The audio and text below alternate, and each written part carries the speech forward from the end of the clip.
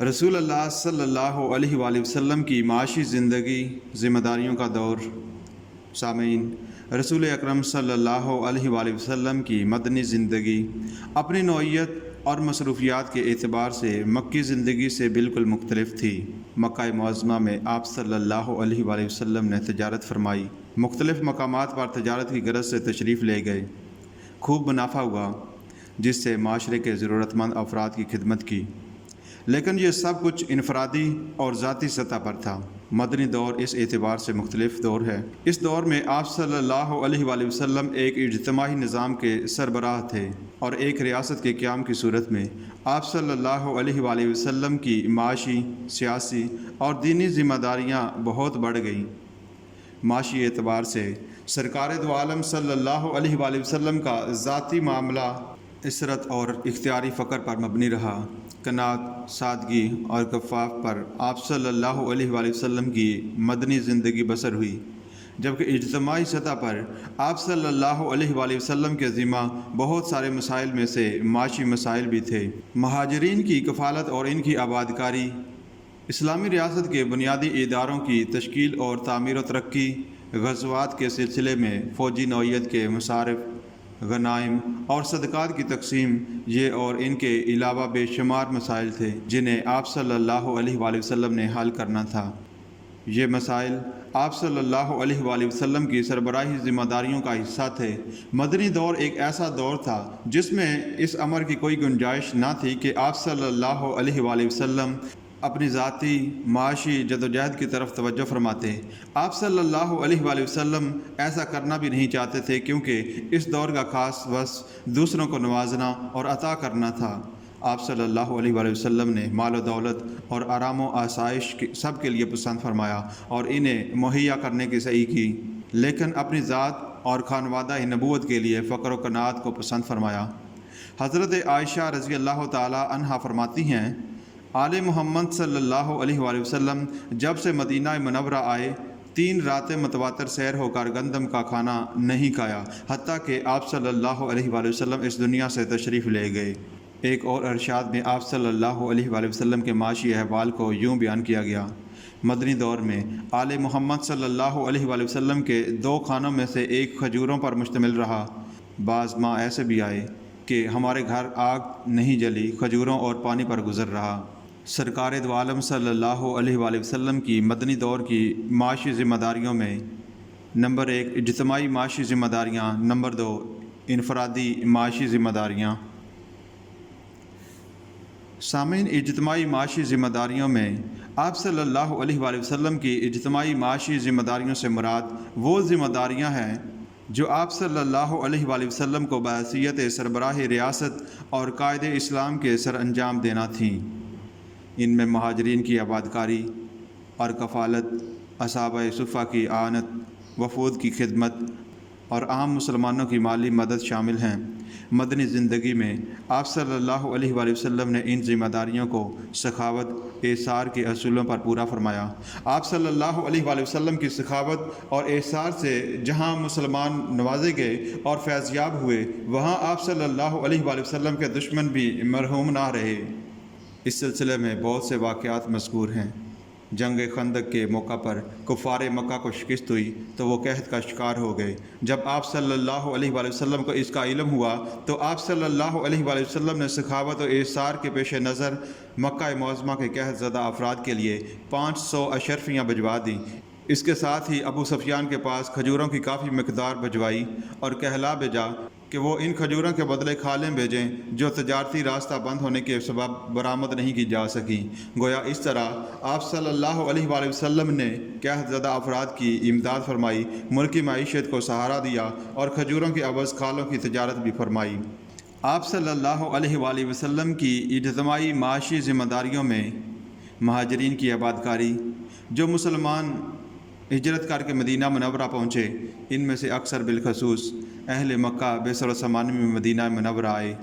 ان حضور صلی اللہ علیہ وآلہ وسلم نے ان کی رہائش، قیام و طعام اور دیگر ضروریات زندگی کا بندوبست فرمایا۔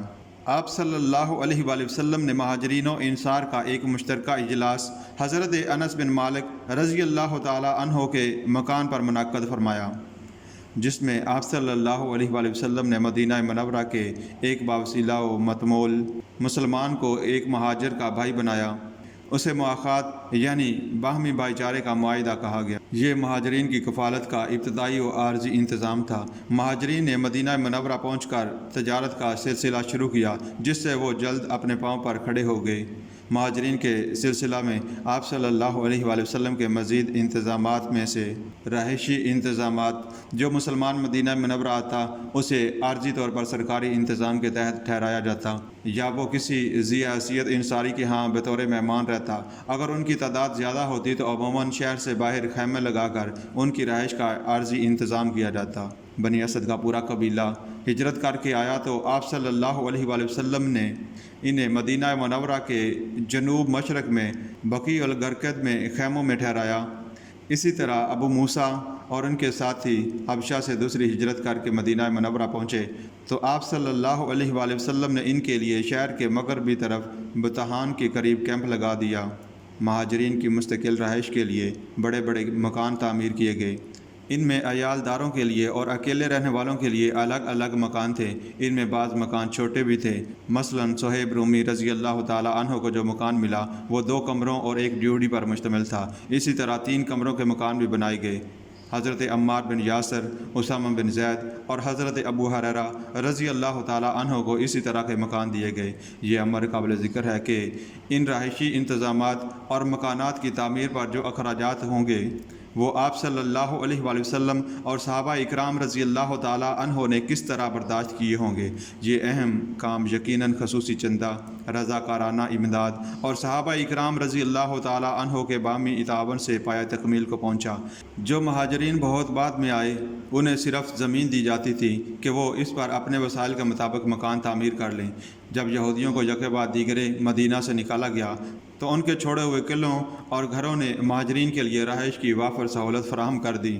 خورد و نوش ان حضور صلی اللہ علیہ وآلہ وسلم نے مسلمانوں کے لیے مدینہ منورہ میں میٹھے پانی کا سرکاری سطح پر انتظام فرمایا۔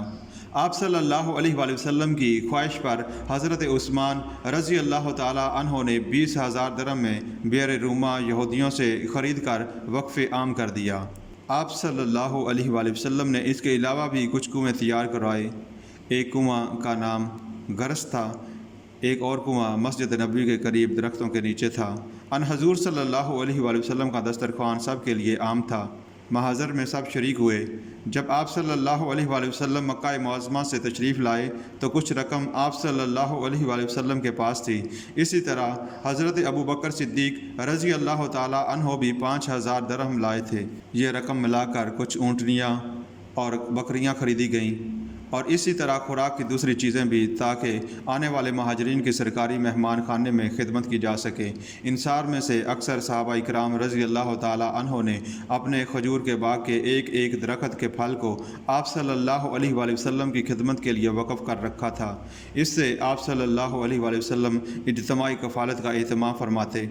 رسول اکرم صلی اللہ علیہ وآلہ وسلم نے جب مدینہ منورہ، خیبر اور فدق کی زمین حاصل کر لی تو اجتماعی کفالت کا کام آسان ہو گیا۔ یہ زمینیں مسلم ریاست کی ملکیت قرار پائیں اور اس کی پیداوار اور آمدنی عام مسلمانوں کی ضرورتوں کی کفالت اور نادار ضرورت مند افراد کی اعانت پر صرف کی جاتی تھی۔ ان میں سے جو کچھ بچ رہتا اسے بیت المال میں جمع کر دیا جاتا، مگر اللہ کے رسول صلی اللہ علیہ وآلہ وسلم اس بات کو زیادہ پسند فرماتے کہ سب کچھ مسلمانوں میں تقسیم کر دیا جائے۔ اللہ تعالیٰ نے سرکار دو عالم صلی اللہ علیہ وآلہ وسلم کی معاشی ذمہ داریوں میں معاونت فرمائی تو مسلمانوں کو فتوحات و غنائم سے نوازا۔ ان سے مسلمانوں کو معاشی استحکام نصیب ہوا۔ بہت سارا مال و اسباب اور زمین و جائیداد وغیرہ مسلمانوں کے ہاتھ آیا۔ اللہ تعالیٰ کے رسول کی عادت تھی کہ مال غنیمت اور صدقات سے جو کچھ آتا اسے فوراً مسلمانوں میں تقسیم فرما دیتے۔ اللہ کے رسول صلی اللہ علیہ وآلہ وسلم نے خمس یعنی مال غنیمت کا 5واں حصہ کو اپنے لیے خاص کیا۔ آپ صلی اللہ علیہ وآلہ وسلم نے اس کے ایک بڑے حصے کو دینی ضروریات اور معاشرتی فلاح و بہبود کے کاموں میں صرف فرمایا۔ صحابہ صفہ جو ان حضور صلی اللہ علیہ وآلہ وسلم کے شاگرد و متعلمین تھے، سرکار دو عالم صلی اللہ علیہ وآلہ وسلم کے خصوصی جود و کرم کے مرہون احسان رہے۔ ان کی کفالت اللہ تعالیٰ کے رسول صلی اللہ علیہ وآلہ وسلم نے اپنے ذمہ لے رکھی تھی۔ آپ صلی اللہ علیہ وآلہ وسلم کی تلقین پر انصار کے ذی حیثیت افراد صفہ کے 80 مہمانوں کو اپنے گھر لے جاتے اور انہیں کھانا کھلاتے۔ انہی کے بارے میں آپ صلی اللہ علیہ وآلہ وسلم نے اپنی بیٹی حضرت فاطمہ رضی اللہ تعالی عنہا سے فرمایا تھا، جب انہوں نے ایک خادمہ کے لیے درخواست کی تھی کہ یہ نہیں ہو سکتا کہ تم کو خادمہ دے دوں اور صفہ والے بھوکے رہیں، آپ صلی اللہ علیہ وآلہ وسلم ان کی غنائم سے اعانت فرماتے تو ان کی ضروریات کو ترجیح دیتے۔ حضرت معاذ بن جبل رضی اللہ تعالی عنہ جو اہل صفہ میں سے تھے، ان کے ذمہ یہ کام لگایا گیا تھا کہ جو چیزیں صفہ والوں کے لیے آئیں ان کی حفاظت کریں اور طالبہ میں تقسیم کریں۔ اصحابہ صفہ کی کفالت آپ صلی اللہ علیہ وآلہ وسلم کی اجتماعی معاشی ذمہ داریوں کا ایک حصہ تھا۔ رسول اکرم صلی اللہ علیہ وآلہ وسلم اور آپ کے خاندان والوں کا گزر بسر سادگی، قناعت اور اختیاری فقر پر رہا۔ آپ صلی اللہ علیہ وآلہ وسلم اور آپ کے اہل خانہ نے کبھی سیر ہو کر کھانا نہ کھایا، کبھی کھجور اور پانی پر، کبھی صرف دودھ پر اور کبھی فاقے پر گزر بسر رہا۔ رات کو اکثر گھر والے بھوکے سو جاتے، چپاتی کبھی نہ کھائی اور نہ میدے کی روٹی استعمال فرمائی۔ آپ صلی اللہ علیہ وآلہ وسلم کی دعا آپ صلی اللہ علیہ وآلہ وسلم کے اس مشن کی ترجمان ہے: اے پروردگار، ایک دن بھوکا رہوں اور ایک دن کھانے کو ملے، بھوک میں تیرے سامنے گڑ گڑایا کروں اور تجھ سے مانگوں، اور ملے تو پیٹ بھر کر تیری حمد و ثنا کروں۔ سادہ طرز زندگی۔ رسول اکرم صلی اللہ علیہ وآلہ وسلم اپنے جملہ احوال زندگی میں سادگی پسند تھے۔ غذا، لباس، رہائش اور رہن و سہن، ہر معاملہ سادگی کا حسین مظہر تھا۔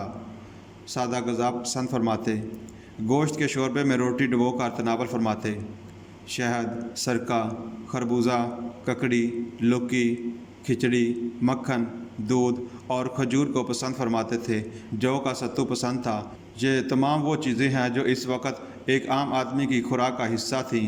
آپ صلی اللہ علیہ وآلہ وسلم کے کھانے کا انداز بھی سادہ تھا۔ آپ صلی اللہ علیہ وآلہ وسلم فرماتے تھے کہ میں تو بس ایک بندہ ہوں، اس طرح کھانا کھاتا ہوں جیسے ایک بندہ کھاتا ہے، اور آپ صلی اللہ علیہ وآلہ وسلم اپنے خاتم کے ساتھ کھانا تناول فرماتے۔ لباس کے سلسلے میں آپ سادگی، باپردگی اور وضعداری کو پسند فرماتے۔ تہبند، قمیض اور عمامہ آپ صلی اللہ علیہ وآلہ وسلم نے اکثر استعمال فرمایا۔ ایسا لباس پسند نہ فرمایا جس سے غرور و تکبر یا بڑائی ظاہر ہو۔ حضرت عائشہ رضی اللہ تعالی عنہا فرماتی ہیں کہ آپ صلی اللہ علیہ وآلہ وسلم ایک سے زیادہ جوڑا نہیں بنوایا۔ وفات پائی تو ایسا لباس زیب تن تھا جس میں جگہ جگہ پیوند لگے ہوئے تھے۔ رہائش کے لیے جو کمرے تیار کرائے وہ کچی اینٹوں کے تعمیر کیے گئے، ان پر کھجوروں کے پتوں اور تنوں کی چھت ڈالی گئی تھی۔ 6-7 ہاتھ چوڑے اور اسی قدر اونچے تھے۔ ہر مکان ایک کمرہ اور ایک ڈیوڑی پر مشتمل تھا جس کے گرد مختصر 4 دیواری تھی۔ بیٹھنے کے لیے ایک چبوترا بھی ہوتا تھا۔ دروازوں پر کمبل کا پردہ پڑا رہتا تھا۔ رات کو روشنی کا انتظام نہ تھا۔ ہر زوجہ مطہرہ کے لیے ایک کمرہ مخصوص تھا۔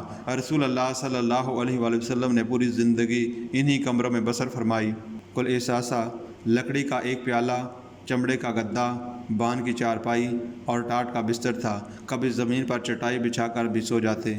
حضرت عمر رضی اللہ تعالی عنہ نے آپ صلی اللہ علیہ وآلہ وسلم کی اس حالت کو دیکھا تو عرض کی: اے اللہ تعالیٰ کے رسول صلی اللہ علیہ وآلہ وسلم، کثر و کثرت و عیش کریں اور آپ کا یہ حال۔ آپ صلی اللہ علیہ وآلہ وسلم نے فرمایا کہ عمر، کیا تم اس پر خوش نہیں کہ لوگ دنیا لے جائیں اور ہمیں آخرت ملے؟ آپ صلی اللہ علیہ وآلہ وسلم نے زندگی کو ہمیشہ اسی نظر سے دیکھا۔ جب آپ مسجد نبوی تعمیر فرما رہے تھے اور جب آپ صلی اللہ علیہ وآلہ وسلم خندق کھود رہے تھے تو زبان مبارک پر یہ الفاظ رواں تھے، اور یہی آپ صلی اللہ علیہ وآلہ وسلم کی معاشی زندگی کے اعلیٰ معیار پر شاہد ہیں، جو مکی و مدنی زندگی کا محاصل بھی ہیں۔ اے اللہ، دنیاوی زندگی تو زندگی نہیں، زندگی تو آخرت کی زندگی ہے۔